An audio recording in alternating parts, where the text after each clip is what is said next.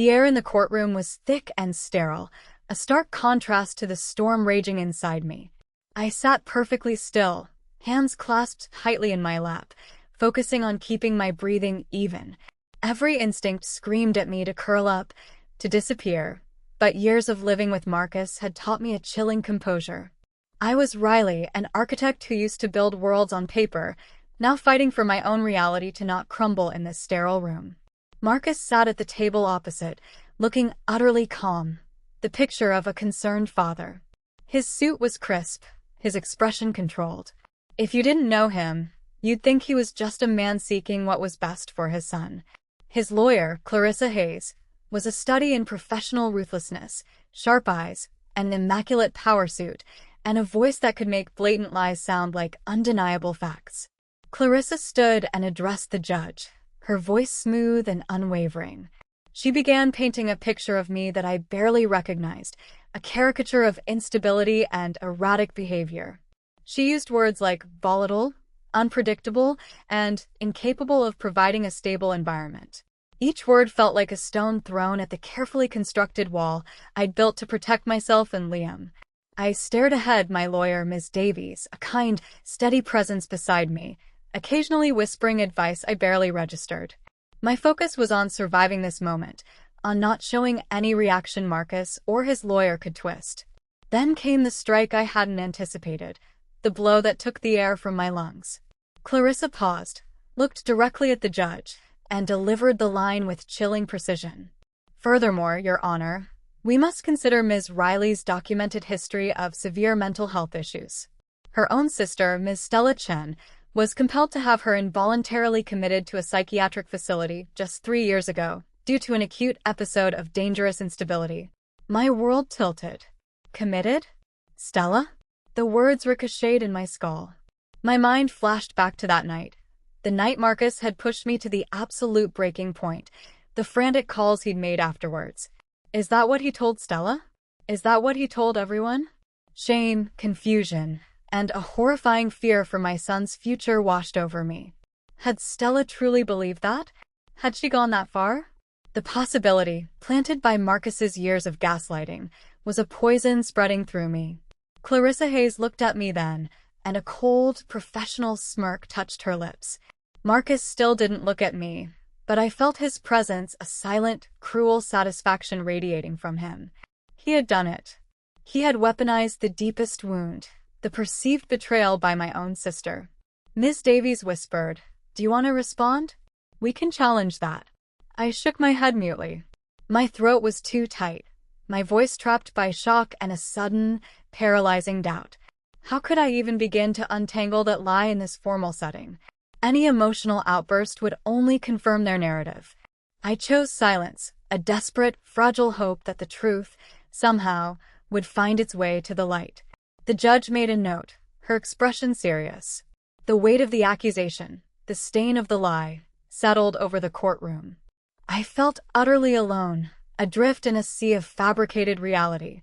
And then, from the back of the room, cutting through the suffocating silence, a voice rang out. It was clear, strong, and instantly familiar, despite the years of estrangement. "Your Honor," the voice said, unwavering. "I'm her sister, and that is a lie." Every head snapped towards the sound.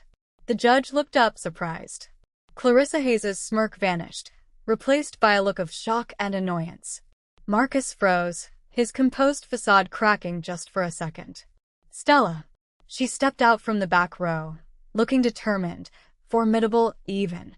She wasn't on any witness list. She wasn't expected.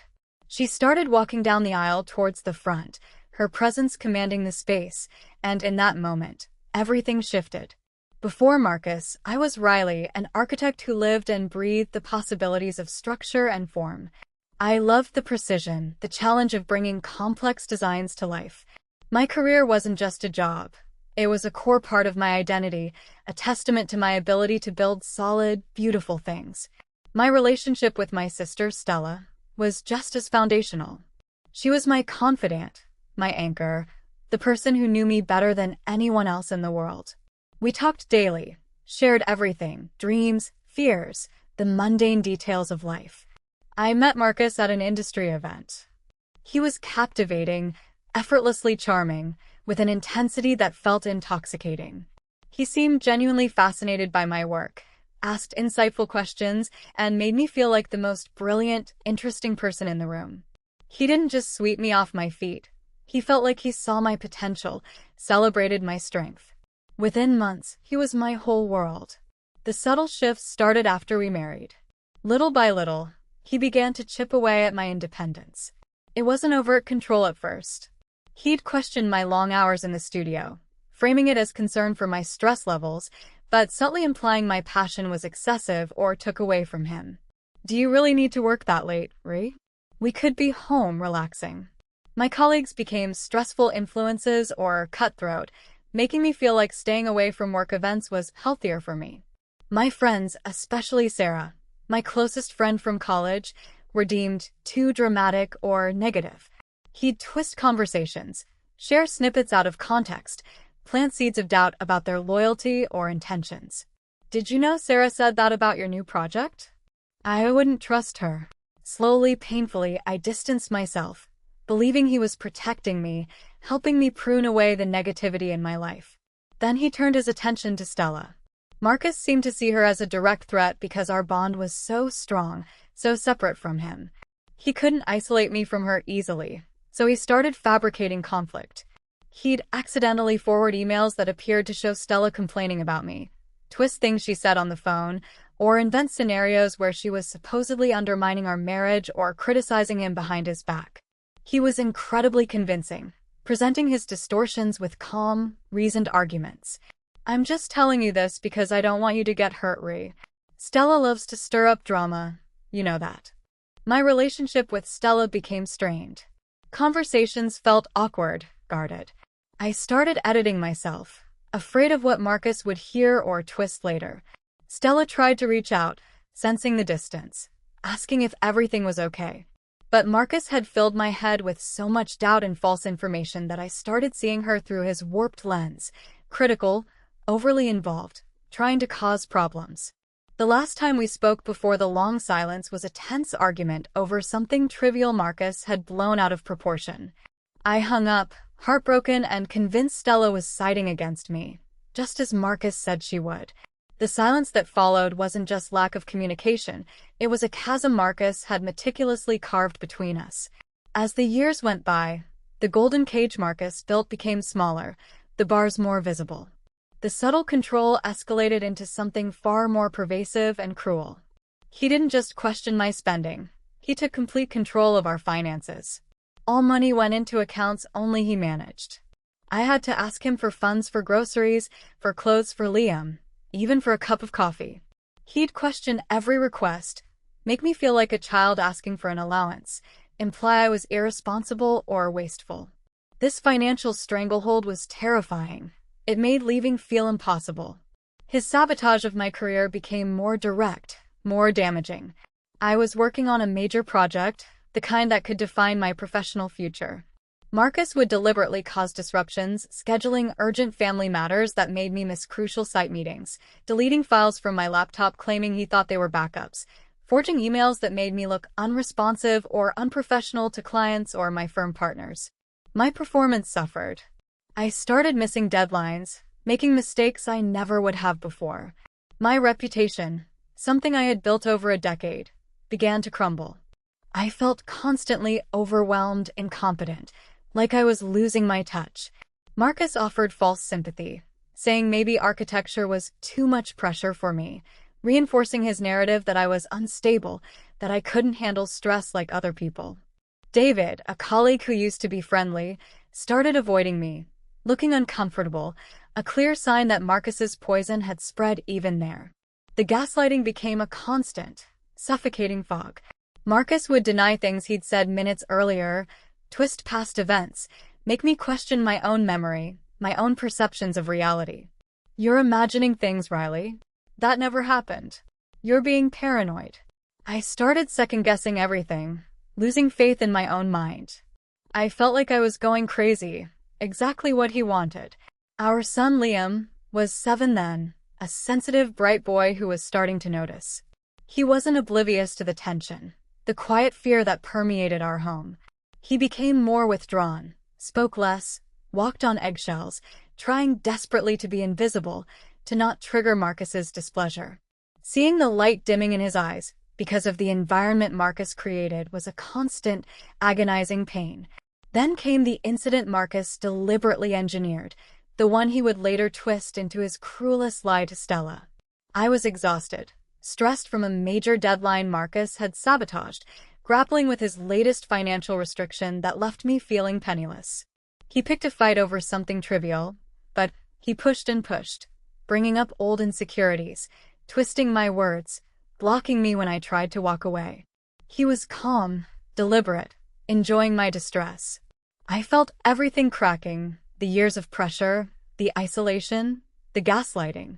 I had a breakdown, a full-blown, terrifying panic attack that left me sobbing uncontrollably, shaking, unable to breathe, feeling utterly lost and out of control. Marcus didn't comfort me. He watched, a detached observer. And then, while I was still reeling, he made his move. He called Stella, his voice laced with manufactured panic. "Stella, you need to come over, or I need to send you something. It's Riley. She's completely lost it. She's raving. She's a danger to herself and Liam. It's worse than I thought." He sent her a heavily edited video or a series of frantic, distorted texts portraying me as having a violent psychotic break. Stella, kilometers away, trusting her brother-in-law in a crisis and seeing what looked like undeniable proof of a severe mental health collapse, panicked. She consulted professionals, sought advice about involuntary commitment out of genuine, desperate concern for my safety and Liam's, based on the terrifying, false reality Marcus presented. Marcus took her actions, born of manipulated fear and concern, and twisted them into the lie he would use in court. Her own sister had her committed. And I, isolated and believing Marcus, felt Stella's concerned outreach after that incident as a final, crushing rejection. Life after that engineered incident felt even more fragile. I was constantly on edge, the fear of another episode, whether real or provoked by Marcus, hanging over me. The distance from Stella was a gaping wound, a confirmation in my mind that I was truly alone. Even my closest kin had given up on me, believed Marcus's lies.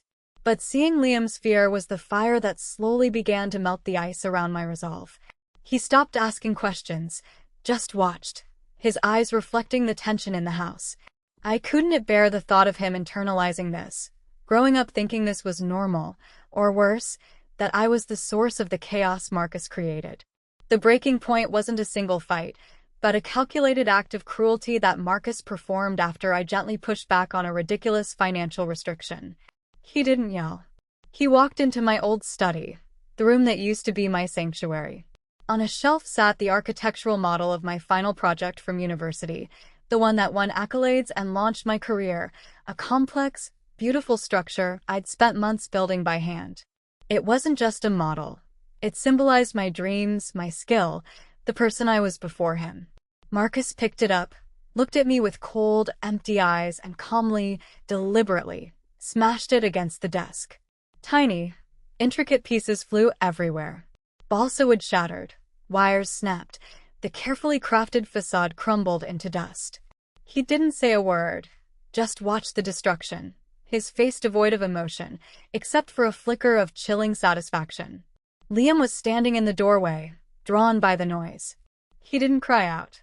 He just stared at the wreckage, then at Marcus, then at me, his small face etched with pure, silent terror. In that moment, something clicked. This wasn't just about controlling me. It was about destroying everything I was, everything I valued, and doing it in front of my son. The fear for Liam, seeing that terror in his eyes, was stronger than any fear Marcus had instilled in me. I looked at the destroyed model, the symbol of my past strength, and a cold, hard resolve settled within me. I had to get us out. Now, my mind, trained by years of architectural problem-solving and survival under Marcus, worked fast. I didn't have time to plan perfectly, but I could plan smartly. While Marcus was still in the study, perhaps admiring his handiwork, I went to my closet. Tucked away at the back was a small box containing the emergency cash I'd managed to squirrel away over months, tiny amounts skimmed from the allowance he gave me, hidden like contraband. It wasn't much, but it was mine, an act of quiet rebellion. I grabbed it along with my passport, Liam's birth certificate, and a small flash drive where I'd secretly saved copies of my work portfolio and a few suspicious emails from Marcus. Liam was still standing by the study, frozen. I took his hand gently. "Liam, honey, we're going on an adventure. A quick one." He looked up at me, scared but trusting. I led him quietly to the car, packed a single suitcase with essentials we'd need for a few days. Marcus didn't notice. Driving away, watching the house disappear in the rearview mirror, felt surreal. There was immense fear of the unknown, of Marcus's reaction, but beneath it was a fierce sense of purpose. I wasn't just running, I was executing an escape plan. I drove to Sarah's house, the friend Marcus had alienated me from. I hadn't spoken to her properly in years, but she was the only person I could think of who was strong, kind, and far enough outside Marcus's orbit. I pulled up to her curb, heart pounding, praying she wouldn't turn me away. Sarah, bless her, didn't turn us away. There were tears and shocked questions, but she opened her door and her heart. She helped me find a lawyer, Ms. Davies, who specialized in difficult custody cases. The process of filing for divorce, of starting the custody battle, felt like stepping into another war zone. Marcus's reaction was swift and brutal, not apologies or pleas, but immediate, aggressive legal action aimed at destroying my reputation and taking Liam. He spun a narrative of me being unstable, abandoning, and dangerous, using every distortion he'd created over the years. And now, here I was in court, living through it. The trial felt like a public dissection of my life, with Marcus as the narrator, twisting every painful memory, every vulnerability, into a weapon. Clarissa Hayes was a formidable adversary, her calmness making the most outrageous claims sound reasonable. She systematically presented Marcus's distorted reality, my career struggles caused by him, my emotional distress caused by him, my isolation caused by him, as inherent flaws proving I was an unfit mother. I sat through hours of it, clutching a small drawing Liam had made for me, a picture of the two of us holding hands, a little sun beaming down. It was my anchor, my reminder of why I was enduring this. Miss Davies did her best, presenting evidence of my bond with Liam, character references from people who knew me before Marcus, but the weight of Marcus's fabricated narrative felt crushing. Then came the moment from part 1 again. Clarissa Hayes, cool as ice, stated the lie about Stella having me committed. This time, the shock was mixed with a bitter understanding of how meticulously Marcus had planned this. He hadn't just lied. He had set the stage years ago, using my own sister, turning her manipulated concern into his most potent weapon. The pain of that realization was a physical ache in my chest. I looked at Marcus. This time he met my gaze, a look of pure, chilling triumph in his eyes. He believed he had one. He had planted the seed of doubt about my sanity, my stability, using the perceived actions of my own family. How could I possibly refute something so specific, so damaging, tied to a period of my life that felt like a blurry, painful nightmare, especially when the key person involved, Stella, hadn't spoken to me in years? The judge's serious expression, the note she made. It felt like the lie had been officially sanctioned, given weight by the court. Despair began to creep in, cold and paralyzing. What if they believed him? What if I lost Liam because of this monstrous lie? I squeezed Liam's drawing so tightly my knuckles turned white. And then I heard it again. That voice. Your Honor, I'm her sister, and that is a lie. My head snapped up. Stella. Standing there, at the back. A wave of disbelief, confusion, and a fragile, terrifying hope crashed over me. Why was she here? After all this time? Had she come to help? Or was this another one of Marcus's twisted games? But the look on her face as she started walking forward wasn't Marcus's control. It was fierce determination, a storm in her eyes I hadn't seen in years. As she walked towards the front, past the silent rows of seats, past the shocked faces of the lawyers, my heart pounded. Stella reached the front of the courtroom, her gaze fixed on the judge. She looked strong, resolute, but I could see a tremor in her hands. The judge, clearly taken aback by this unexpected intervention, spoke with a mix of authority and curiosity. Excuse me, who are you? You're not on the witness list. I am Naomi Chen, Your Honor, Stella said, her voice clear but edged with raw emotion. I am Riley's sister, and I must correct a statement made by Mr. Kane's counsel. She glanced briefly at Marcus and Clarissa, who were now openly conferring, their faces pale with panic. Clarissa Hayes stood quickly. Your Honor, this is highly irregular. She is not a registered witness. The judge held up a hand. Given the extraordinary nature of the claim made and its potential impact on this case, I will hear what Ms. Chen has to say. Please approach. Stella walked the final steps to stand before the judge, her eyes meeting mine for a brief moment. Years of pain, misunderstanding, and love flashed between us. Your Honor, Stella began, her voice gaining strength. Mr. Kane's lawyer stated that I had my sister, Riley, involuntarily committed to a psychiatric facility 3 years ago. That is absolutely false. Riley has never been committed. And I would never do such a thing. A ripple went through the courtroom. Marcus's composure finally cracked. He whispered furiously to Clarissa, his face contorted with a mix of rage and fear. Clarissa looked stunned, scrambling through her notes. Mr. Kane claimed otherwise. Clarissa interjected, trying to regain control. We were under the impression. Your Honor, Stella continued, her voice unwavering, cutting across Clarissa. I need you to understand why Mr. Kane might make such a claim, and it is because he deliberately and cruelly manipulated me. She turned slightly, encompassing the room. 3 years ago, Marcus engineered a situation where Riley was under immense stress and had a severe anxiety attack, a panic attack. He pushed her until she broke. Then, immediately afterwards, he contacted me.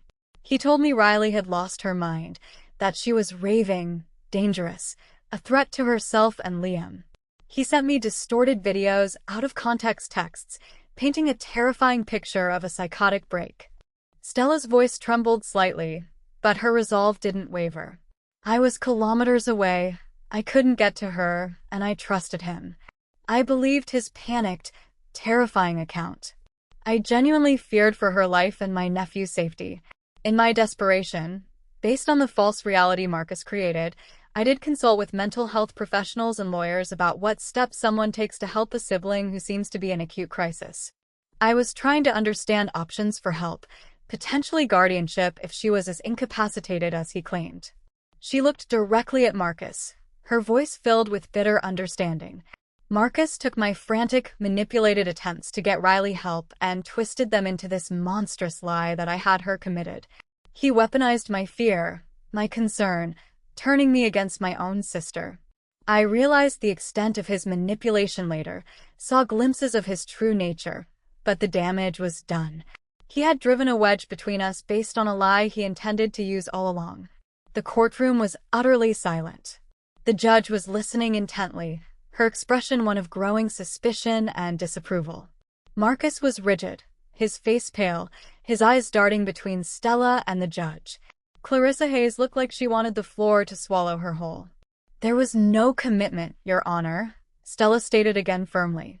Just a sister who was tricked into believing her sister was in danger by the man who put her there. I regret every day that I fell for his lies and that I wasn't here for Riley. But I am here now. I trust my sister implicitly. I know she is a good mother. And I want the court to know the truth. The impact of Stella's testimony was immediate and seismic. The air in the courtroom crackled with tension.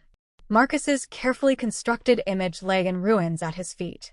Clarissa Hayes, usually so composed, was flustered, whispering urgently to Marcus, who seemed incapable of speaking. The judge addressed Clarissa in a stern, no-nonsense tone.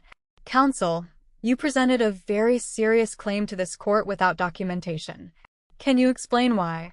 Clarissa, visibly rattled, attempted damage control. Your Honor, we relied on information provided by our client, Mr. Kane. We were in the process of obtaining.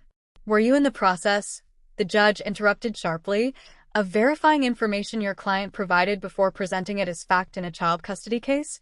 False statements carry significant weight and consequences in this courtroom. She turned her gaze to Marcus, her expression cold. Mr. Kane, did you personally inform your counsel that Ms. Chen had her sister committed? Marcus visibly swallowed, his eyes flicking nervously between the judge and Stella. His smooth facade was gone, replaced by raw panic. He stammered, that was my understanding at the time. Based on conversations. A misunderstanding, Mr. Kane? The judge pressed, her voice sharp as ice. Or a deliberate misrepresentation intended to damage Ms. Riley's credibility? He didn't answer, just shifted uncomfortably in his seat. Stella stepped forward slightly. Your Honor, Marcus also threatened me during the early stages of this case. He hinted he would reveal private information about my life if I didn't support his claims or stay away from Riley. When I didn't comply, he stopped contacting me. This added detail painted an even clearer picture of Marcus's manipulative control, extending beyond Riley to anyone he saw as a potential threat. Ms. Davies seized the moment, rising confidently. Your Honor, based on the clear evidence of Mr. Kane's willingness to fabricate and present false information to this court, and his pattern of manipulating those closest to Ms. Riley, we request that all prior claims made by Mr. Kane and his counsel regarding Ms. Riley's character and fitness be reevaluated for accuracy and intent. We further request that the court consider the significant emotional and professional damage Ms. Riley has suffered due to Mr. Kane's deliberate actions, including sabotage and financial control, details of which we are prepared to present. The judge nodded slowly, her gaze fixed on a now thoroughly exposed Marcus. This court finds the testimony regarding involuntary commitment to be unsubstantiated and questionable, given Ms. Chen's statement and Mr. Kane's inability to provide a satisfactory explanation.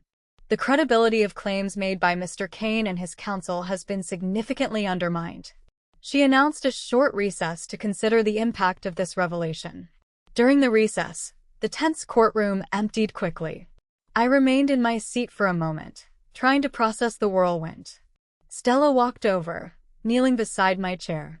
Tears streamed down her face, mirroring the ones I was finally allowing to fall.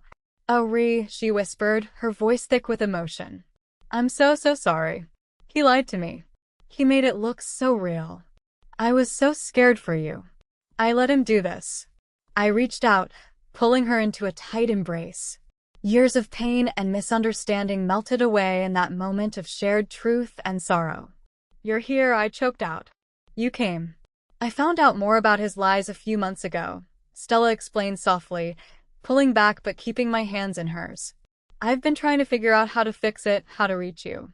When I saw your case was in court, I just knew I had to come. I let him turn me into a weapon, Riley. I hate that I did that. You saved me, Stella, I said, the words heartfelt. You saved us. You're not alone anymore, Ree, she promised, squeezing my hands. Never again. When court resumed, the judge's tone was decisive. The remaining proceedings were brief, focusing on immediate safeguards for Liam. The judge stated clearly that Marcus's false testimony had significantly damaged his credibility. The temporary ruling was a monumental relief.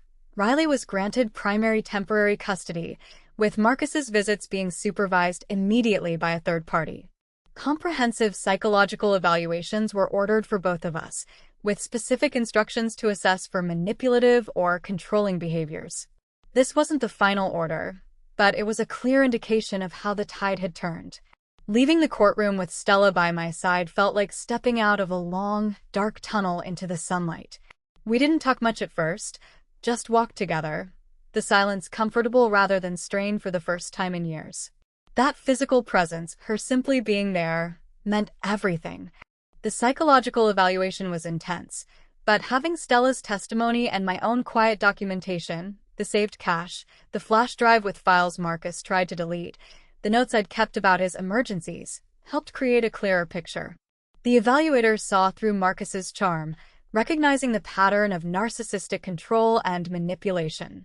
The report validated everything I had lived through. Eventually, the final custody order came down. I was granted full primary custody of Liam. Marcus received supervised visitation and was ordered to attend counseling and a parenting class focused on healthy co-parenting and conflict resolution. It wasn't a victory celebration. It was quiet, profound relief. This wasn't about winning. It was about creating a safe, peaceful life for my son, a life free from Marcus's control and fear. The path to healing wasn't linear, but I walked it with Stella beside me. Rebuilding our sisterhood took time and effort. We had raw, difficult conversations about the past, about the pain Marcus had caused both of us. But underneath it all was the unbreakable bond of family, stronger than any lie. We learned to trust each other again day by day. I started therapy, processing the trauma of the abuse, the gaslighting, the years of self-doubt. I joined a support group for women who had experienced emotional abuse and high-conflict custody battles. Finding solidarity with others who understood was incredibly healing. I reconnected with Sarah, my old friend, who welcomed me back with open arms, symbolizing my return to the outside world.